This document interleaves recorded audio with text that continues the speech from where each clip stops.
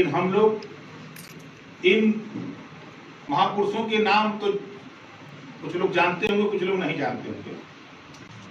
अब जैसे हम एक नाम छत्रपति साहू जी महाराज का, यहाँ जितने लोग आप लोग हैं, कितने लोग जानते हैं छत्रपति साहू जी के विषय में? नहीं जानते, मतलब सिंगल व्यक्ति।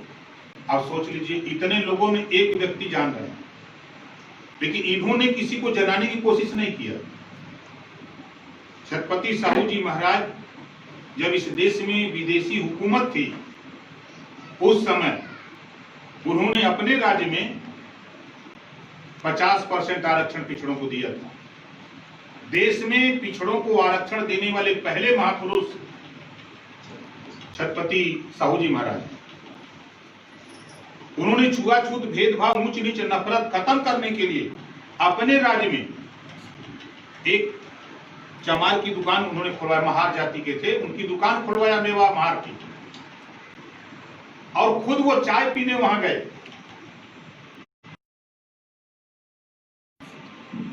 लेकिन उनके इतिहास को तो हम जानेंगे नहीं। महात्मा ज्योतिबा फूले अपने जीवन भर पिछड़े, दलित, अल्पसंख्यक के लिए यही वो लड़ते रहे।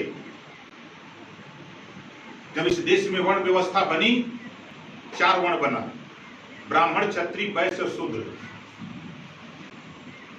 चाहे अहिर, गणेरी, कुंभी, कोयली, भर, चमार, मुसहर, धोबी, खटीक, पासी, केवट, बिन, मल्लाह, जुल्हा, दुनिया, अंसारी, शेख, सैयद, पठान, चौहान, ये जितनी भी जातियां हैं, ब्राह्मण, राजपूत, बनिया छोड़ करके, इस सब के सब शूद्र हैं।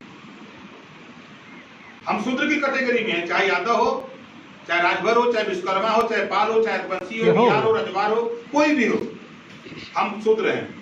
और संविधान में जब मनु का संविधान लिखा, महात्मा ज्योतिबा फूले ने जिसका विरोध किया, उस संविधान में था, मनुस्मृति में, शूद्रो शिक्षा न दिएता, शूद्र को शिक्षा न दिया जाए।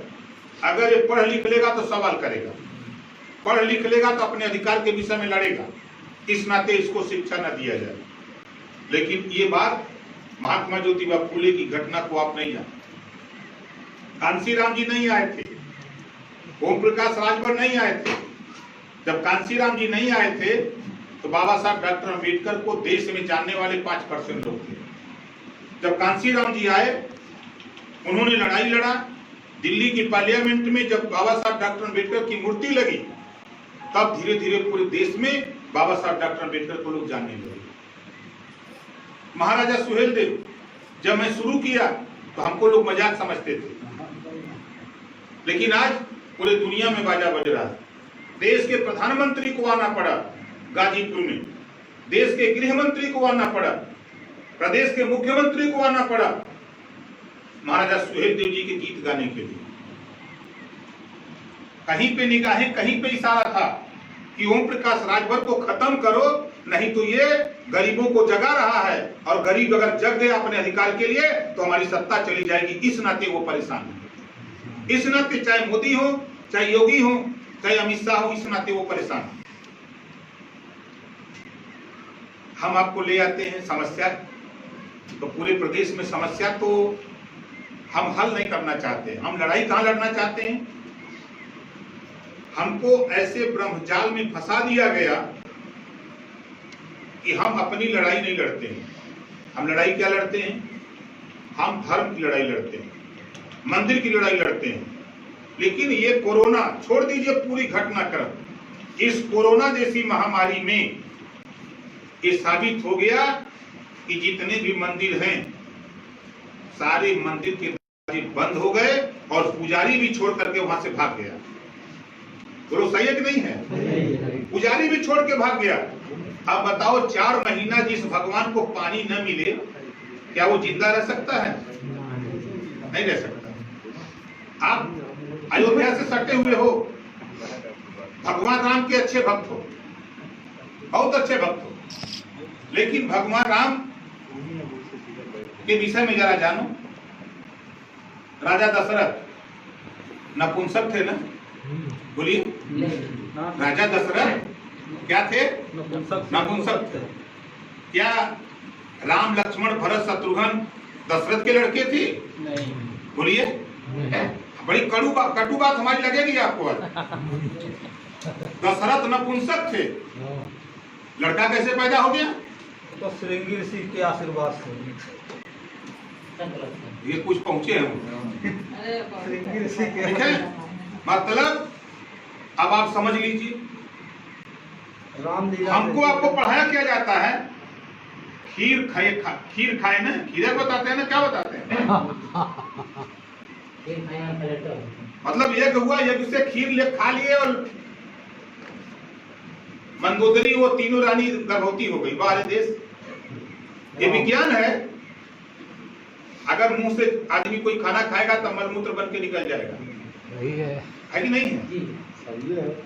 अब उसी रामायण में आप देखो, हम उनकी बुराई की बात नहीं कर रहा हूं, लेकिन जरा अपने दिमाग को सही रखो। नहीं, गलत है। रामचंद्र जी पहली बात तो पैदा ही नहीं हुए। अभी नेपाल के प्रधानमंत्री का बयान आया था एक हफ्ता पहले कि वो नकली राम है भारत में, असली तो वो नेपाल में पैदा हुए।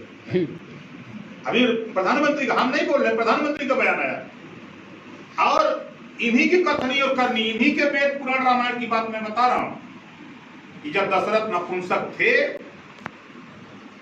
तो सिंगी ऋषि के आश्रम में तीनों रानियां गई, तब जाके राम लक्ष्मण भरत शत्रुघ्न पैदा हुए। मतलब बहुत कटु बात बता रहा हूं, कोई इस बात को गलत साबित कर देगा, आजीवन उसके घर पानी भरूंगा, आजीवन चलता है। अकेले ओम प्रकाश राजभर, दिल्ली की सरकार हो चाहे लखनऊ उत्तर प्रदेश की सरकार हो, अकेले ओम प्रकाश राजभर नकली लगा रखा है, अकेले। और ये समझा रहा हूं कि देखो, तुम हमारी संपत्ति बेच रहे हो। ये 35% उम्र के कम आयु के जो युवा हैं, इनकी दुर्गति होने जा रही है। रेलवे प्राइवेट पे शुरू कर दिया है, 50% नौकरी पे रोक लगा दिया कि रेलवे परीक्षण नहीं। मोदी जी का भाषण बहुत लंबा होता है, बहुत सुना है। देश बिकने नहीं देंगे, रेलवे बेच दिया, बैंक बेच दिया, LIC बेच दिया, BSNL बेच दिया, कोयले की खदान बेच दिया, 23 विभाग बेच दिया। कल कहां नौकरी खोजोगे, कहां रोजगार खोजोगे? वो दिन पैदा होने जा रहा है। अंग्रेज आजादी के पहले जो राजाओं के मुट्ठी में पूरे इलाके के प्रजा, उसके जहां तक राज रहता था, राजा के अधीन रहते थे, राजा जो कहता था वही करना पड़ता था, उसी दिशा की तरफ मोदी ले जा रहा है। और आपका नशा आपको कहां पहुंचा रहा है कि आप जिंदा रहो। 15 लाख रुपया देने का वादा किया और 5 किलो गेहूं पे लाके रख दिया। बोलो सही है गलत है? 5 किलो गेहूं पर रख दिया कि तुम खाली खा के जिंदा रहो, तुम रोजगार की बात मत करना, तुम शिक्षा की बात मत करना, तुम दवाई की बात मत करना, तुम नौकरी की बात मत करना, तुम सिर्फ जिंदा रहो, हम जो कहें वही बोलो, वही करो। आज इसी बात को लेकर ओम प्रकाश राजभर पिछले सत्र में 1 करोड़ 80 लाख गरीबों के बच्चे प्राइमरी में पढ़ते थे। प्राइमरी में पढ़ाई नहीं होती है। हम तो एक कानून चाहते हैं प्रदेश में, सरकार में थे, सरकार से लड़े, नहीं मानी, छोड़ दिया साथ, हम के नहीं रहूंगा तेरे साथ। हम एक कानून चाहते हैं, जितने भी प्राइमरी, जूनियर, हाई स्कूल जो सरकारी विद्यालय है, जितने पद खाली हैं, उसमें बीएड और एमएड करके जो बेकार बच्चे घूम रहे हैं, इन्हीं का टेस्ट लिया जाए, इन्हीं की नियुक्ति हो, एक शर्त पे। शर्त क्या होनी चाहिए? पहले साल 10,000 रुपया महीना देंगे, दूसरे साल हम 20,000 देंगे। पहले साल बेहतर पढ़ाओगे तब दूसरे साल 20,000 देंगे, नहीं पढ़ाओगे तो तुझे निकाल करके दूसरा फिर नौजवान रख देंगे। तीसरे साल 30,000 देंगे, बेहतर पढ़ाओगे तो चौथे साल 40,000 देंगे, और चौथे साल बेहतर पढ़ाओगे तो पहले साल से तुझे परमानेंट कर लेंगे। इस तरह का कानून हम प्राथमिक विद्यालय में चाहते हैं। आप बताओ, ये कानून पास हो जाए तो प्राइमरी में पढ़ाई शुरू हो जाए कि नहीं हो जाएगी? लेकिन इस पे ना मोदी बोलेगा, ना योगी बोलेगा, कोई नेता नहीं बोलेगा। इस नाते कि जब आपका बच्चा है, आप शिक्षित हो जाओगे तो आप सवाल खड़ा करोगे।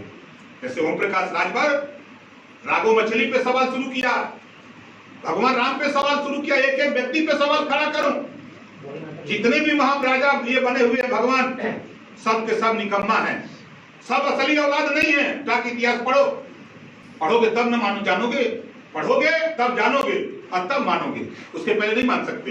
उस समय तो एकदम अंधभक्त बने हो कि सब कुछ भगवान करते हैं, कुछ नहीं करता कोई, जो करते हो आप करते हो। इस नाते हम लोगों ने जो देखा वो पढ़ा। आज नोटबंदी, जीएसटी और कोरोना महामारी, 6 लाख कंपनी बंद हो गई। बेरोजगार कौन हुआ? कंपनी में काम कौन करता था? मोदी या मोदी का रिश्तेदार? गरीब, कमजोर, पिछड़े, दलित, अल्पसंख्यक काम करता था। इसी बात को लेकर के हमारी लड़ाई शुरू हुई कि जो 6 लाख कंपनी है, 20 करोड़ लोगों की नौकरी चली गई। मोदी चाहता है कि तुम्हें रोजगार न मिले, नौकरी न मिले। हमारी चाहत है कि हम सब लोग इस अभियान को तेज किया जाए और जो 6 लाख कंपनियां बंद है उस कंपनी को चालू कराया जाए, ताकि गरीबों के भी बच्चे जो वहां काम करते थे फिर जाकर के वो काम करने लगे। इस तरह की लड़ाई हम लोग चाहते हैं, ये चीज हम लोग चाहते हैं। तीसरी चीज हम लोग क्या लड़ रहे हैं? आज किसी परिवार में कोई अगर बीमार हो जाता है तो पता लगा कि उसकी तो साल भर की खटिया खड़ी हो जाती है। प्राइवेट में चला गया तो समझ लीजिए कि उसका कलेजा काट के निकाल लिया। सही, इतना मतलब महंगा इलाज प्राइवेट में हो रहा है। हम लोग चाहते हैं 68,607 करोड़ रुपया गुजरातियों का कर्जा माफ हुआ। 68,607 करोड़ रुपया गुजरातियों का माफ हुआ। हम चाहते हैं कि चाहे आप प्राइवेट में इलाज कराओ चाहे सरकारी में, जितना भी पैसा लगेगा उतना रुपया सरकार वहन करेगी, सरकारी पैसे से इलाज होगा। चौथी चीज, ये पंखा चल रहा है, बिजली बल्ब जल रहा है। हम लोग क्या चाहते हैं? जब ये देश के उद्योगपति अपना कर्जा माफ कर सकते हैं, हम घरेलू बिजली सरकार बना लो 5 साल लगातार, जब तक तेरी सरकार रहेगी 1 रुपया भी बिल नहीं देना पड़ेगा। ये कानून हम उत्तर प्रदेश में बनाना चाहते हैं ताकि गरीबों का भी हित हो। ये विदेशी कंपनी, अभी आपको पता नहीं, चीन भारत में घुस आया है। अभी कल फिर उनकी ऊंचा हो गई है लद्दाख में। और मोदी जी क्या कर रहे हैं? चीन नहीं बोल रहे हैं, मंदिर बोल रहे हैं। डॉक्टर अंबेडकर जी ने कहा एक मंदिर बनेगा 100 भिखारी पैदा होंगे, एक कॉलेज बनेगा तो हजारों हजार डॉक्टर, मास्टर, इंजीनियर, कलेक्टर पैदा होंगे। तय करो, मंदिर चाहते हो, कॉलेज चाहते हो। हमारे नौजवान मंदिर बनाने के नाम पे बड़े उत्साहित रहते हैं, चलो मंदिर बन जाए। मिलेगा क्या? मंदिर बनाने के लिए गांव गांव पैसा मांगना शुरू कर दिया बीजेपी के लोग। उनसे पूछो कि मंदिर में तो हम ठीक है, तैयार है, लेकिन जो 15 लोगों की कमेटी बनी है, ट्रस्ट की कमेटी बनी, एक भी पिछड़ा नहीं रखा गया, एक भी पिछड़ी जाति का नहीं रखा गया। जहां मलाई खाए के बाद वहां पिछड़ा न रहे। हम क्यों? हम वहां क्यों चाहे मलाई उनको देने के लिए? हम तो कहते खाली पिछड़ा, दलित, अल्पसंख्यक, अल्पसंख्यक को छोड़ दीजिए, पिछड़ा, दलित ये मंदिर में जाना बंद कर दे तो मंदिर का पुजारी ताला बंद करके न भाग जाए तो असल अपने माँ बाप का पैदा नहीं है। लेकिन आप अपने बच्चे को नहीं, अपने बच्चे को दूध नहीं पिला सकते, लेकिन उस पुजारी में बैठे हुए व्यक्ति को काजू बर्फी चमचम खिलाने के लिए वहां चले जाओ। ये हमारी मानसिक गुलामी है। हम ये नहीं सोच रहे हैं। हम लोग चाहते हैं भाई देखो, इस प्रदेश में वोट के बल पे सरकार बनती है, वोट के बल पे सरकार बनती है। और आज मैं आपसे कह रहा हूं, थोड़ी सी मेहनत करो, थोड़ी सी। अभी जैसे समस्या के संबंध में आपने कहा, यही दरोगा, यही एसडीएम, यही डीएम, यही एसपी, यही सीओ, यही लेखपाल, यही कानून को तेरे पीछे पीछे ना भगा दिया तो असल अपने बाप का पैदा नहीं, तेरे पीछे भागेगा। मेरा अध्ययन है, जब मैं मिनिस्टर था, मिनिस्टर की हैसियत से अगर यहाँ आया होता तो आज यहाँ एसडीएम खड़ा होता, सीओ होता, एसओ होता, ये पावर होता है। लेकिन वो पावर किसके पास है? आपके पास। इस पावर को आप दे देते हो किसको? हमको बर्बाद करो, हम कुछ नहीं चाहिए, हम झेल लेंगे, पानी डूबा रहेगा, हमको कोई परवाह नहीं, हम झेल लेंगे, इसी तरह पानी में आ डालेंगे। हमको नाली की जरूरत नहीं, सड़क की जरूरत नहीं, मुझे जरूरत है तो मोदी जी जरूरत है। मोदी जी को मैं दिल्ली देखना चाहता हूं, बना लो दिल्ली। 2025-24 के बाद 25 हो जाने दो, 5 साल के बाद आप देख लेना। अभी तो गनीमत है, सर उठा के नहीं चल सकता कोई नौजवान। राम के राज की घटना देख लो, शंभुक ऋषि का गर्दन क्यों काटा गया? आज अगर राम काट देगा 302 को सीखा नहीं था। नेशनल दस्तक की आपसे गुजारिश है कि अगर इसको बचाना चाहते हैं तो नेशनल दस्तक को सब्सक्राइब करने के लिए रेड कलर के सब्सक्राइब बटन को दबाएं, फिर बेल आइकन की घंटी दबाएं। नेशनल दस्तक को बचाने के लिए बहुत जरूरी है कि हर खबर को शेयर करें, लाइक करें, कमेंट जरूर करें।